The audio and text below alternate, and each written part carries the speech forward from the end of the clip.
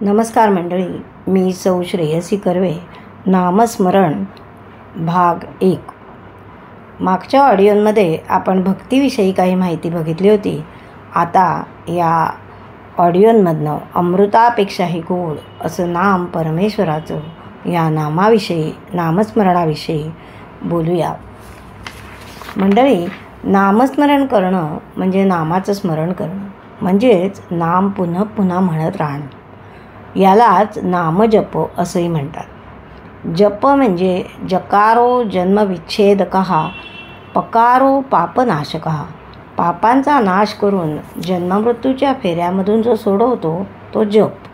जप म्हणजे एखादं अक्षर, शब्द, मंत्र किंवा वाक्य पुन्हा पुन्हा म्हणणं म्हणजे जप. या साधना मार्गाला नामसंकीर्तन योग असंही म्हणतात.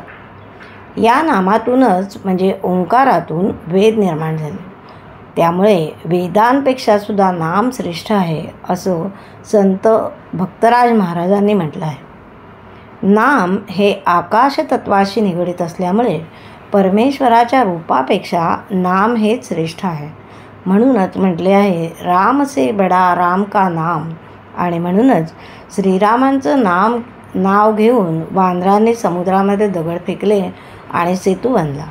नामामुळे समुद्रात दगड तरंगलेही, परंतु स्वतः रामचंद्रांनी फेकलेला दगड मात्र समुद्रामध्ये बुडाला असं म्हणतात. संत तुलसीदासांनी आपल्या रामायणामध्ये त्यांना जेथे जेथे संधी मिळाली तिथे तिथे नामस्मरणाचं महत्त्व समजून सांगितलेलं आहे. रामकथेचा प्रारंभ करण्यापूर्वीच रामनामाचं महत्त्व सांगताना ते म्हणतात, राम नाम मनी दीप धरू, जीह देहरी द्वारो, तुलसी भीतर बाहू रेहू, जऊ जाहसी उजियारो. हे मना, जर तू स्वतःच्या अंतःकरणामध्ये आणि आपल्या सभोवार मांगल्याचा प्रकाश पसरावा अशी इच्छा बाळगून असशील तर रामनामरूपी रत्नदीप आपल्या जिभेच्या प्रवेशद्वारावर सतत तेवत ठेव. राम आणि नाम यांची तुलना करून नाम हेच रामापेक्षा कसं श्रेष्ठ हे सांगताना तुलसीदास म्हणतात की रामाने एकाच अहिल्याचा उद्धार केला तर नामामुळे असंख्य पापीजनांचा उद्धार होतो. वाल्मिकी ऋषींना नामाची ओळख नसतानासुद्धा फक्त नामाने आणि तेही उलट्या नामाने त्यांना परमसिद्धी मिळाली. रामापूर्वी त्यांनी रामायण रचलं आणि त्रिभुवन वंद्य झाले. रामदास स्वामी म्हणतात, उफराट्या नामासाठी वाल्मिक तरला उठाउठे, भविष्य बदला शतकोटी, चरित्र रघुनाथाचे. म्हणूनच म्हणतात की गुरुवर, संतांवर व किंबहुना देवावर सुद्धा विश्वास नसला तर नसू द्या, पण देवाच्या नावावर डोळे झाकून विश्वास ठेवा. आपला जन्म हा ईश्वरापासून झाला आहे आणि तो सच्चिदानंद स्वरूप आहे. सुख, आनंद हा त्याचा गुण आहे. जेथून आपली निर्मिती झाली तेथेच परत जाण्याची ओढ आपल्याला निसर्गातच असते. तशीच ईश्वर, आनंद, सुख या आपल्या उगमस्थानाकडे परत जाण्याची ओढ आपल्या प्रत्येकालाच असते. सध्या विज्ञानाच्या क्षेत्रामध्ये मानवाने खूपच प्रगती केली आहे, खूप उंच भरारी मारली आहे. पण ही झाली भौतिक प्रगती, मानसिक नव्हे. आणि मानसिक प्रगती म्हणजे मनाची संतुलित अवस्था, आणि ही केवळ अध्यात्माच्या अभ्यासानेच शक्य होते. विज्ञानाच्या जोडीला अध्यात्माची आवश्यकता आहे, कारण विज्ञान हा सुद्धा अध्यात्माचाच एक भाग आहे असं आता शास्त्रज्ञांनी सुद्धा सिद्ध केलेलं आहे. जगामध्ये 2 प्रकारची फळं आहेत, सुख आणि दुःख.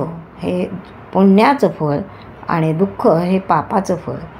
पण हा केवळ शास्त्राचा सिद्धांत नाही तर निसर्गाचा नियम आहे. आणि निसर्गाचा नियम म्हटला की तो अटळ आणि अढळ आहे. मनुष्याला सुख हवं असतं, परंतु त्यासाठी पुण्य करणं नको असतं. पापाचं फळ नको असतं, पण ते पाप मात्र करतात. पुण्य करण्यासाठी हल्ली पूर्वीसारखे यज्ञ किंवा गज, अश्व, गो, भूमी, सुवर्णदान करण्याचं सामर्थ्य आता लोकांमध्ये नाही आहे.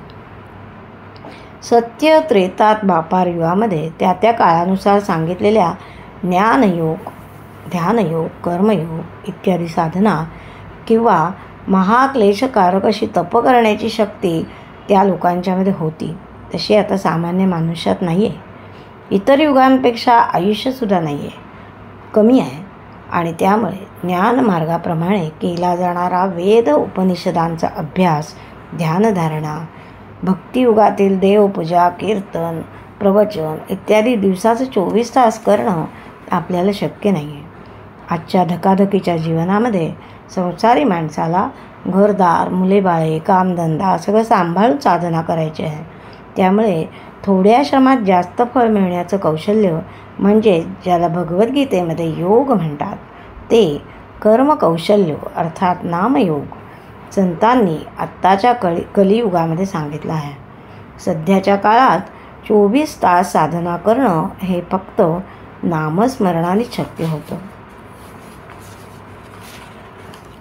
म्हणूनच भारतातील सकल संत या नामजपाचा अत्यंत विश्वासाने आणि आदराने पुरस्कार करतात. कसा तो पाहूया उद्याच्या भागात.